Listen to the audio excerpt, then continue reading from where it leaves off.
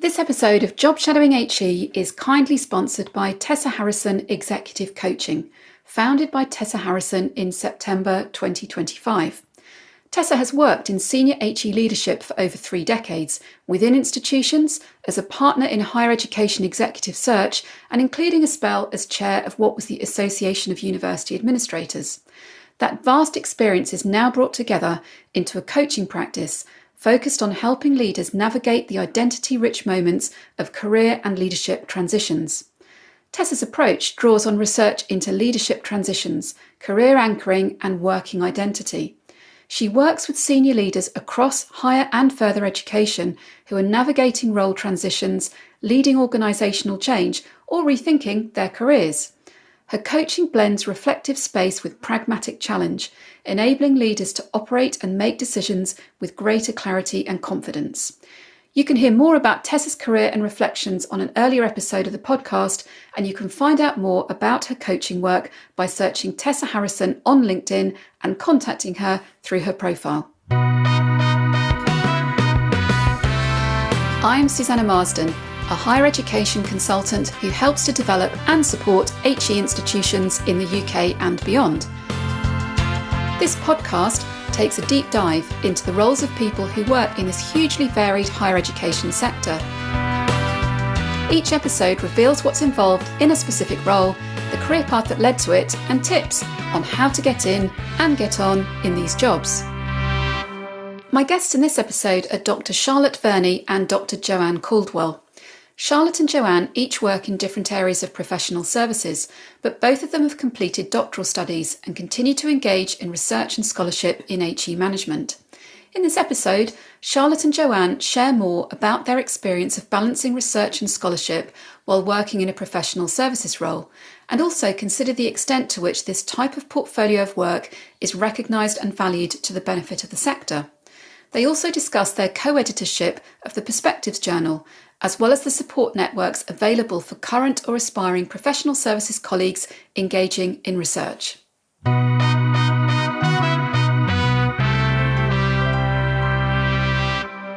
Charlotte and Joanne, welcome to Job Shadowing HE, and thank you for being my guests today. You each have blended careers working in professional services as well as being active researchers. Charlotte, can you share a bit more about what your current portfolio of work looks like? Yeah, absolutely. And thank you for having us as guests today, Susanna. So perhaps it's worth if I just say a little bit about my background to begin with, which is that my career has been in academic administration. And through the last 20 years or so, I've worked in multiple UK universities, both in central services and academic departments. My current role is at the University of Bristol, and I've been here for about 3 years now. As head of assessment, and that was a newly created role when I started. And it is based in a central division, which is called the Division of Education and Student Success. And it has been intentionally created to be positioned at the intersection of kind of academic practice, policy, systems, processes, and people. And that's because everything that we do in assessment actually happens across the organisation. So my role is being created to kind of help the university try to bring all those different strands together and operationalise what we want to do in the assessment space. It's got kind of 2 broad strands to it. I'd say the first one is about managing risk. So making sure that when we deliver our really business critical activities like the examination periods or the release of results for students, that we are going into those activities in a planned and managed way and able to respond to incidents or issues if those occur. And the second part is really quite future focused and working with professional services and academic leaders across the institution to continually evolve what we're doing in the assessment space. Thinking about where we can make changes, where we can enhance what we're doing, how we're responding to external pressures and challenges, and where we can instigate changes that will benefit both staff and students. And what about your research work alongside that? So I've got a couple of projects on the go at the moment. One is really closely related to the work that I do in my day job. So I have been working with the Quality Assurance Agency, who have funded a sector-wide project to research practice in institutions about exam boards. So we have been running a series of events to better understand how exam boards operate across the sector, and then have been playing that information back to the sector so that we can all learn from how we are delivering change in this space. And the second area that's quite active for me at the moment, and I'm sure we will talk about more as we go through this podcast, is actually about professional services staff who are actually doing research themselves. So I've been working with a colleague at the University of Bristol, really to understand how professional services staff at the University of Bristol who are doing research or trying to use research approaches in their work, how they can actually go about doing that in their day-to-day practice, and how they can navigate some of the institutional structures that are there to be able to do their research. And Joanne, how do things look for you in terms of your own portfolio of work? Thanks, Susanna, and again, thanks for having us on. So I'm Director of Operations in the Business School at the University of Salford. So I manage all the professional services functions. That includes programme administration, student experience, our business incubator, employability, technical services, accreditation. So there's a huge variety in the role that I do. So it's quite busy. It's very challenging, but also it's very interesting because it is so diverse and there's so much going on. And obviously with all the changes going on in the sector and the real focus on student experience and value for money, we're putting together some really exciting things within the school and the university. Trying to fit in research to that is quite challenging, as you can expect. And have you got any active research projects that you're doing at the moment? So not in terms of projects, no, but I'm doing a number of papers at the minute with one's a colleague from Bristol and the other one's part of the Perspective Special edition for their 30th anniversary. And interestingly, the paper that's just going through now is actually about professional services, not as researchers in terms of what Charlotte's looking at, but actually their exclusion from doctoral supervision, from being part of that doctoral environment, mainly due to the contract that they're on, not necessarily their experience. Okay, we'll come back to talk quite a bit more, I think, about how professional services colleagues undertaking research fit into the systems and structures of the university. But before we do that, I mean, as context to the active research roles you now undertake, you each completed applied doctoral degrees during the last few years. Charlotte, where were you in your career when you decided to progress those doctoral studies? The idea of doing a doctorate probably came to me quite early on in my career, and it was something that was actually suggested to me by a former line manager in some conversations around long-term career planning. At that time, I didn't think I was anywhere near ready to do a doctorate. So instead, I decided quite early on to do a master's in higher education at the University of Nottingham. And that allowed me to get a little bit more experience in understanding higher education as a kind of area of research, and to have some hands-on experience really of doing a small research project. And I think it was that really solidified the idea of doing a doctorate, because my final project was looking at the experiences of joint honours students within universities, which is something that was quite close to my heart, having been a joint honours student myself. And from that, I was able to make some practical recommendations to my own university and to share my insights at a practitioner conference. And it generated quite a lot of interest from people who attended that. So I could see from doing a small piece of research that there could be some really tangible recommendations that institutions could benefit from and put into practice. So that's what I guess solidified that idea that actually I could be building some research experience alongside my professional experience, so that hopefully I could bring those two together and be able to make some good decisions within our universities. Because I was so spurred on by my master's project, I did go into the doctorate thinking initially that that's the research that I was going to do, that I was going to research student experience, possibly joint honours students. But one of the great things about doing an EBD, so that's a professional doctorate in education, which starts off with a kind of more structured set of units, and you can explore different areas before you have to commit to your final research proposal. I realised there wasn't really much written about professional services staff, and that felt it felt unsettling to me. And so that was something that I wanted to actually contribute to, and that coincided for me with moving into another role at what was my fifth institution. And I was seeing, as I moved around the sector, that what was expected of professional services staff was not always the same. And so I got quite interested in this boundary between academic work and professional work and how that's interpreted. And that's what I ended up researching through my doctorate. There are professional services roles that require you, or it's desirable to have a master's degree, but it's not that common in the sector at the moment for professional services person specifications to require doctoral level study. So I'm interested to know what type of reaction you got from your manager, which I'm assuming was a different manager to the one that might have inspired you to start with, as you mentioned a few moments ago, when you broached the subject of taking it on.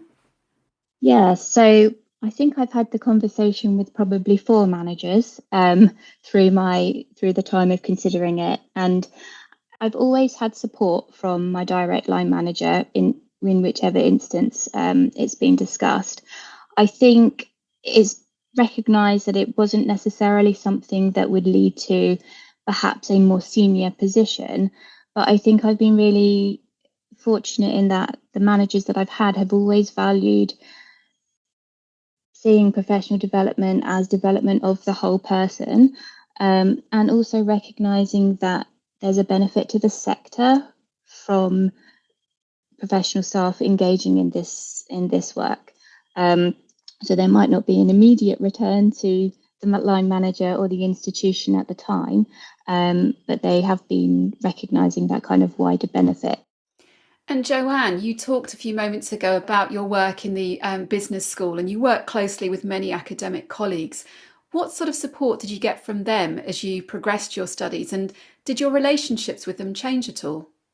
So interestingly, I wasn't in the business school when I started my doctorate. And I remember the first couple of weeks with the ED, one of the academics saying, you will have many different jobs by the time you finish. And I was like, no, I've got this job, it's fine.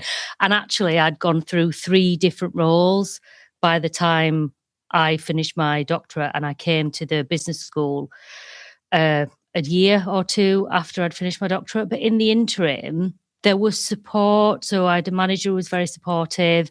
What I did get was why. It wasn't necessarily a kind of, you shouldn't be doing this, but it was this is a lot of time, it's a lot of effort. And if you don't want to be an academic, why would you want to do this? And I think at that point, we were going through restructures and I wasn't sure what I wanted to do. But it was just a misunderstanding of actually professional services can be researchers and can be quite active researchers. But it's that understanding of why somebody would want to spend their time doing that if they didn't move into academia. And I think that is probably because a lot of people assume that when you undertake a doctorate, you do have that move into academia, or certainly, particularly in STEM subjects, you go into, R&D, etc. And I think that's moved on a little bit. I started 2016, I think. So I think we've moved on a little bit, but I still don't think we're there in terms of that understanding that research can be undertaken by academics and professional services. And when you were doing your studies, I mean, you talked there about the fact that you were going through some restructuring at your institution. And I know that you contemplated whether you might actually fully join that academic community that you were being lured into by your academic colleagues that you were working with, or stay in professional services. Can you say a bit more about the context to where you were thinking on that?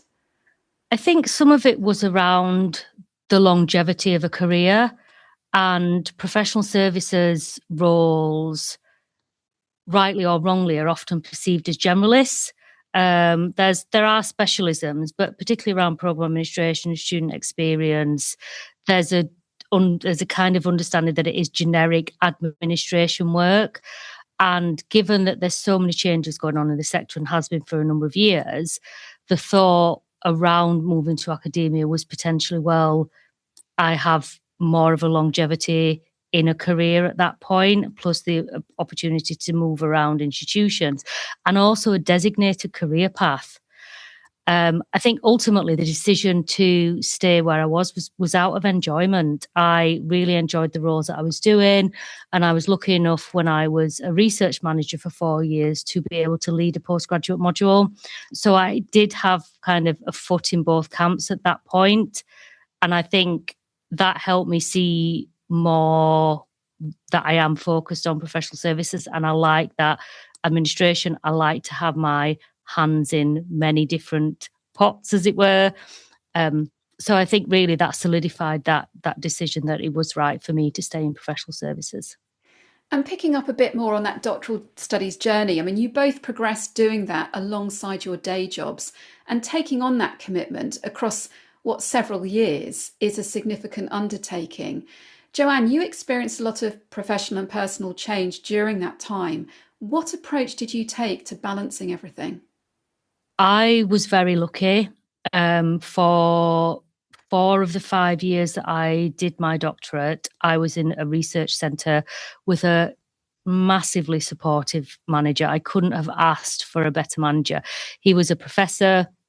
He understood that I needed a bit of time to do research, and also being in that research environment and having those conversations, even if they weren't necessarily around what I was doing, just listening to other people talk about research.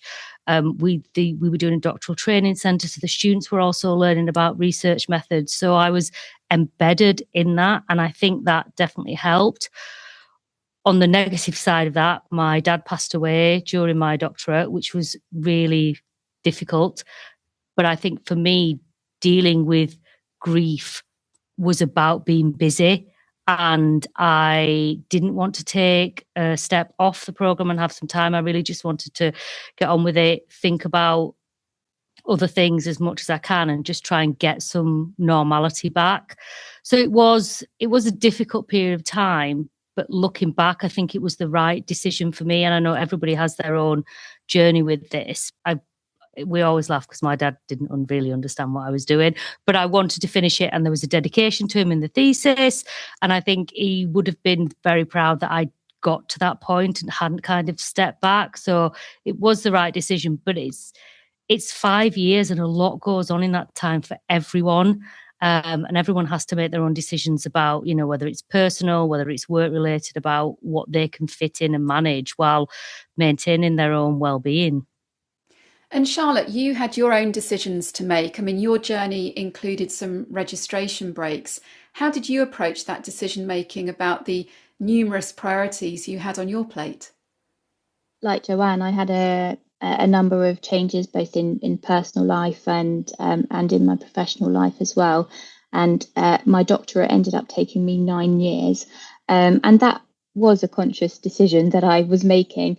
I had thought when I signed up for the doctorate it would take me 5, but it didn't. So yeah, I did interrupt my studies formally twice, one for personal reasons and one more for work-related reasons. And in hindsight, I probably in each of those instances took the decision a little bit too late. But I think there's something about it feels like such a big decision to press pause. And I think there's also something about when you work in higher education, you also know how difficult it is for students to resume their studies once you take a break. So as I was going into those breaks, I did always make sure that they were for quite a defined period, so 3 to 6 months, nothing longer than that, so that I knew there was a point I was going to be returning. I would say that in both of those instances, the break was actually really, really beneficial. It it was really helpful to take a full step back from the research and then come back to it afresh and kind of think, oh, what was I talking about when I was writing that? Or, oh, there's something completely different now that I see when I look at this set of data, or look at this, you read a paper with a different set of eyes. So it was really beneficial. I think just thinking about the length of time it took me to do the doctorate, because that was happening alongside changing career priorities, I would say I was constantly asking myself the question about what's most important for the next year or 3 years. And I probably would say that in the first 2 to 3 years, maybe even 4 years of my doctorate, there was so much going on in my day job and really exciting stuff. We were making big changes. There were new opportunities for me in that. So that's where I wanted to focus my energy.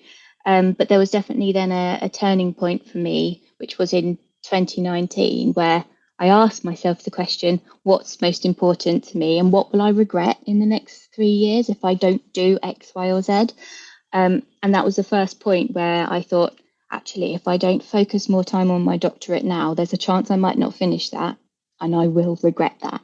So I think I was also fortunate that I made the decision to focus more energy on my doctorate than my professional career at that point.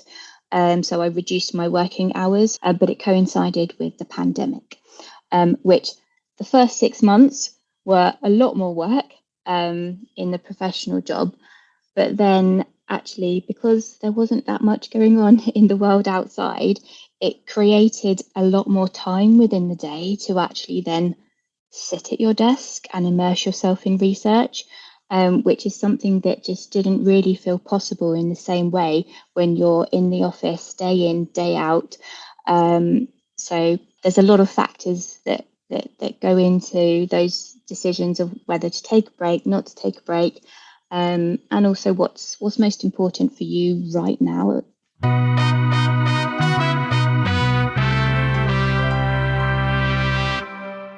You both successfully completed your studies, adding the doctor title to your names. And as we talked about at the start of our conversations, you now continue with blended careers. And as part of that portfolio, you're joint editors of the Perspectives Journal, which focuses on policy and practice in higher education, and it's published by Taylor and Francis. Charlotte, can you say a bit more about the journal and the types of topics it covers? So it's a really exciting time for the journal this year because we're celebrating 30 years as a journal. Its scope today is really to publish papers and insights that can inform the practice of management within higher education.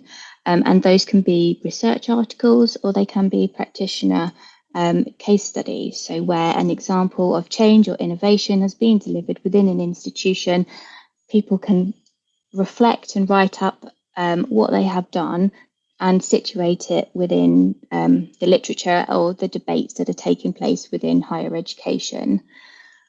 We cover a whole range of topics, but what's really important is that we really ask that articles try to draw out for readers what can managers and institutions do with this? What's the practical takeaway from this? We've been really trying to encourage special issues in the last year or so, which has been really, really exciting and has allowed us to kind of partner with some community groups and other sector organisations to have topics published that are really relevant to different parts of the workforce. And some examples of those are design thinking. So we had a special issue on design thinking. We had a special issue on student communications and examples of how institutions are trying to explore different ways of better engaging with their students. And we've just had a recent special issue on learning analytics. And Joanne, you're joint editor with Charlotte. What's involved in the editorial role, and how does it work as a job share? It's really interesting because Charlotte and I joined at the same time. working under the previous editor and then moved to be joint editors, I think 2021 was it?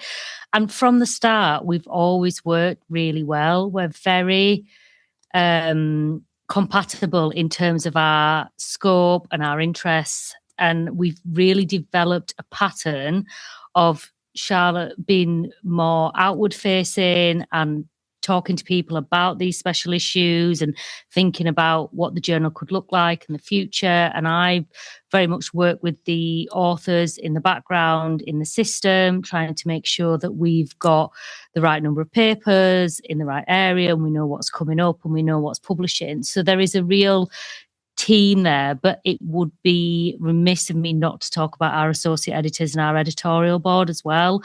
I think even if you look at the statistics of the journal over the last couple of years, the downloads, the citations, everything's going up. So we're definitely heading in the right direction. And I think there's still more work to do, but we've definitely developed a rapport between us and the associate editors. And I think getting more involved and pushing the journal out as a place for people to publish is really working. And we're trying to get, more professional services engaged, particularly in the writing isn't just for academics. We do a lot of good work in the sector. So let's get that out there and let other people read about what we're doing. And do you need to have a doctorate to be able to write an article for Perspectives?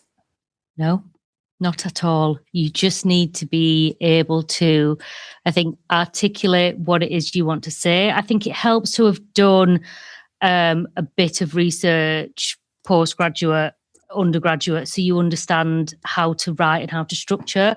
But one of the things that we actually say to people who are interested in writing an article and are a little bit worried about it is actually read the articles that we've got. Like as Charlotte mentioned, we've got case studies, we've got empirical research, but also undertake a review, and we buddy up newer reviewers with more experienced reviewers to make sure that they know what they're looking for and how to think. And we've got a guide to help them. And the more we can get out there that you don't need to have X number of degrees to be able to publish, you just have to have something to say. And I think using case studies as an example of there's really good practice going on in the sector. So you can write it up, you can reference what has happened in the past, and this is how you tackled a problem, this is what you would have done, differently in hindsight, etc. That's what we need. We need to share that good practice because there's so much change going on, and a lot of people are not always clear what change is coming. Has somebody done that before? I think the student communication and the learning analytics special issues were really interesting because particularly the learning analytics around student mental health and how to preempt helping students instead of being reactive. It was very much about being proactive. And there's so much more of that we need to do with the student demographics that we all have now. So it was a really good example of case studies that actually could be implemented into universities. And are you seeing any evidence of those case studies and that research being taken up in institutions and actually being applied in practice? I think that's a difficult question because we don't always know what happens after somebody reads an article. I think there's probably an article in there in itself about actually we looked at this process from what was published in Perspectives. We implemented it slightly differently and this is the result. So actually it's almost like a follow-on case study either from the same university or a different university. So I think that's definitely something that we could think about, but we don't often have that feedback. But we do, I think, look out for papers that are linked where possible. But no, it's a very good idea to start looking at that. Charlotte? I would just add to that whilst we don't have concrete evidence of how things are being implemented, what we've started doing with our special issues over the last 12 months is having a webinar once the special issues are live. And what we're finding is that it's mainly practitioners that are coming to those webinars. And I think we do see through the questions that are being asked, the discussions that's happening in the chat and the feedback we get from the people who've attended the webinars, that it kind of sparks an idea sometimes for people to then take back to their institution. So what we're trying to do with the journal is kind of formalize people's learning and knowledge so that it doesn't get lost, and that there's a kind of a resource there for people to use. But I think it's things like the webinars where actually we need to be having more of a conversation about what these mean, because I think that's where we'll see more impact. And in terms of someone who thinks, oh, I'd quite like to write an article for Perspectives and they haven't done that before, what sort of support's available for people who might want to do so? So they can reach out to myself or Joanne if they're interested in writing for Perspectives. Often people might have an assignment that they've written that they want to translate into an article.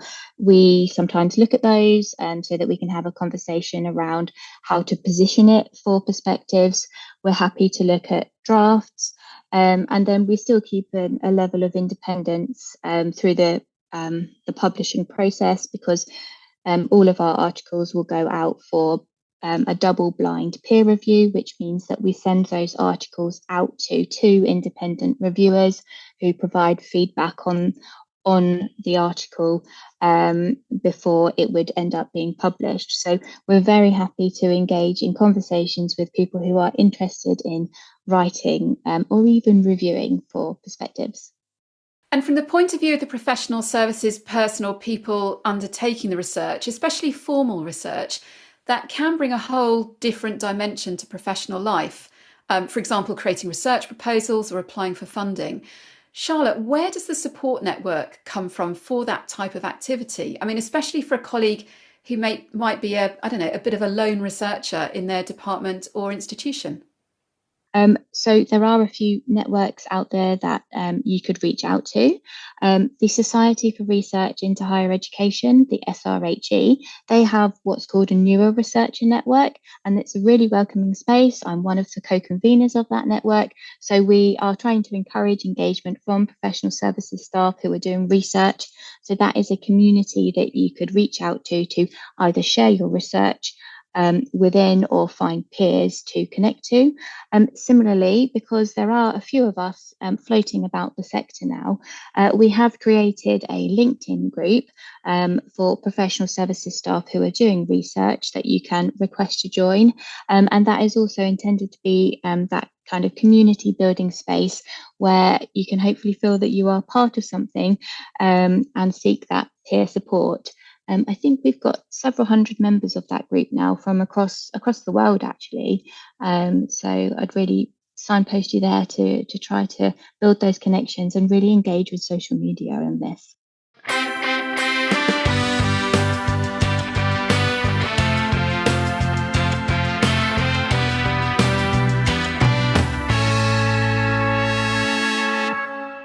I want to go back to some points that each of you mentioned earlier in the conversation about being a professional services member of staff who also engages in research. And I mean, Joanne, first of all, to what extent is research engagement recognised within the contracts or the workloads of professional services colleagues, or does that vary depending on the institution or the individual? Interestingly, I am just putting together a paper around some of this. It varies quite a lot. For the most part, it isn't recognised. I think Charlotte and I, as we mentioned, have been fortunate in having line managers who've understood what we were doing and given us that space and time to think. That's not always the case for everyone. And I think it's often hard for people to negotiate that time. I don't think there is an understanding across the sector about the value that professional services research can bring, whether it's qualifications, whether it's writing a paper, whether it's writing an article, not necessarily for a journal, but for a professional body newsletter, blog, etc. And I think that's something that we need to get better at. It's difficult because there is a workload model for academic staff. There isn't that for professional services. It's a lot of, this is what we're doing this week, and then something else comes along and you're doing something else. So it's really hard to find that dedicated time. There's also an issue of obviously work-life balance and how much you want to kind of dedicate to the research as opposed to your actual work and what needs to be done. I definitely think there is room for improvement across the sector. I don't think we're going to get to a point where professional services have a workload model, mostly due to diversity and complexity of the work that we all do. But I think there needs to be more of an understanding from line managers of the value that comes with research. And if you are using a case study that's been published in a journal to help you enhance a process or change a procedure, then there's almost an acknowledgement there that that's helped you. So you should then put that forward out to the sector to help somebody else. And the more that we can keep talking about what professional services do, and the more that, there's a number of people publishing at the minute about professional services, about the third space. And if we keep talking about that, then hopefully there will be change. I think HE is a very established institutional hierarchy, time, and it takes a long time to get that change. It's definitely improved since I started 20 years ago, but it's pockets, and I think there's a lot of professional services staff probably out there who would want to do a little more, who are not able or don't feel comfortable having those conversations. And Charlotte, I mean, picking up on what Joanne's been reflecting on there, what are your own observations about where this does leave the sector's recognition of professional services colleagues' scholarship, and anything you'd like to see change? I like that you use the word scholarship there, because I do think that there's something unique about how we think about research within a university setting, which can be quite exclusionary. So some of the research that we've been doing at the University of Bristol around professional services staff who do research really surfaced that there are individuals who come to work in the sector who have previously held roles where they were called a researcher, but the role that they have within a university setting is perhaps an officer or an administrator. And they're perhaps doing very similar things to what they were doing in a different sector, but we don't call it research. And so I like the word scholarship, because I think it's broader. I think it allows for us thinking about how professional services staff can be engaging with research and using published research to inform their practice. It can also help us think about how professional staff who are actually quite active in sharing practice, but they might not write a formal academic journal publication, but they might write a blog. They might go and present at conferences. They might actually be having a wider impact to people's daily practice than writing an academic publication would. So I think there's definitely something that we should be thinking about when we write job descriptions around what are those skills that we expect professional services to do, and whether we are using that word research and scholarship or not, or if often we talk about keeping abreast of sector practice.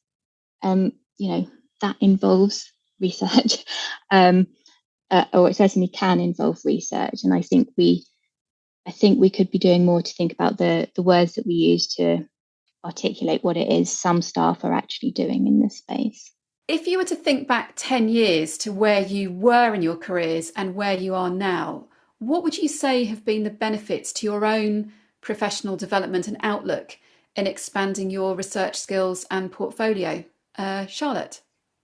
For me, I would say that engaging with research has given me a different kind of confidence and interest. And I think it's really something that's kind of kept me interested in the work that I do, because when you approach things with a more critical lens, and thinking about research, then it kind of gives you another tool set to think about what's the problem we're trying to solve and how might we solve this problem?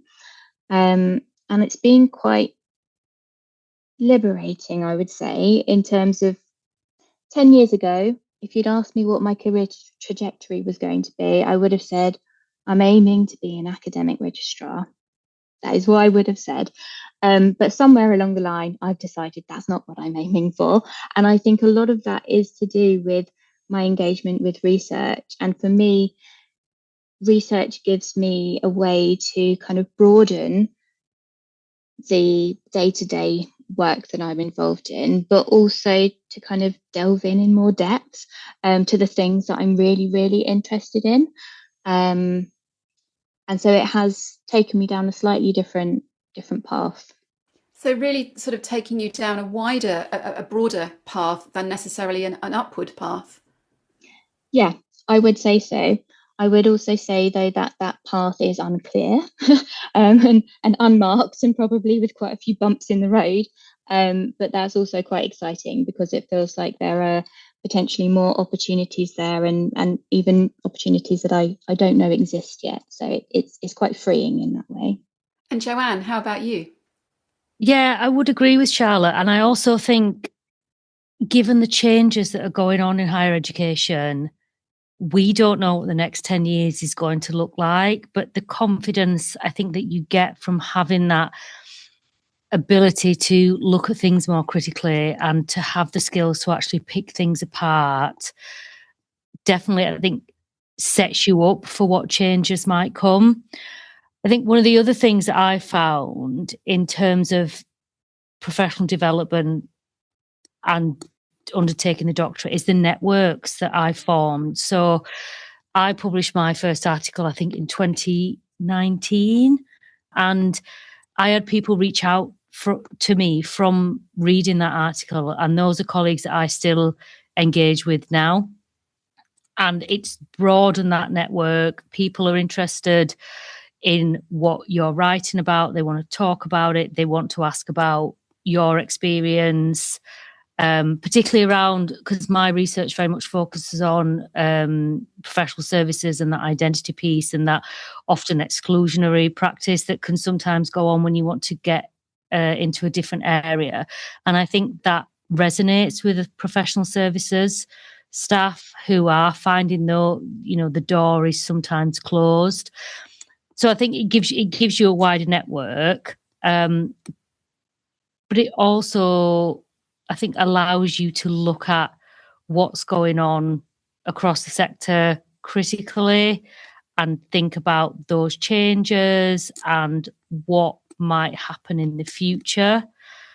And also, it really makes you want to encourage other people to have these experiences and not necessarily have to do a doctorate and publish papers, but actually become more involved and actually look at professional development, not just in terms of you have to do a qualification or you have to write an academic paper, but your professional development is learning a new skill. It's chairing a meeting. It's being on a project board that hasn't been done before. And I think this goes back to Charlotte's point about scholarship. We need to start looking at everything that we do, and it's new and exciting and it's all changes. And we need to get that out there, whether it is a blog piece or an article for a newsletter. There are so many ways that we can get best practice out there. We need to stop gatekeeping it as either an academic endeavour or you have to have a certain level of qualifications to do that, because the majority of people are doing new things all the time, and we're only going to learn from each other if we can see it. We've covered a lot of ground today, and clearly both of you have very full professional lives. But finishing up our conversation, what is it that really motivates each of you to continue working in higher education? Joanne? In all honesty, I really enjoy my job. And I think if you enjoy your job and you are accepting that change is coming, it's always going to happen, and you want to help and improve your colleagues' experience, your student experience, the university sector as a whole, it's a really riveting place to work because there is so much going on. Interestingly, I had a conversation the other day about, what happens outside the sector and moving outside the sector. And somebody said to me, but you are a HE professional. And that's the first time really that's been cemented in my mind. I am a HE professional and this is my environment and I really enjoy it.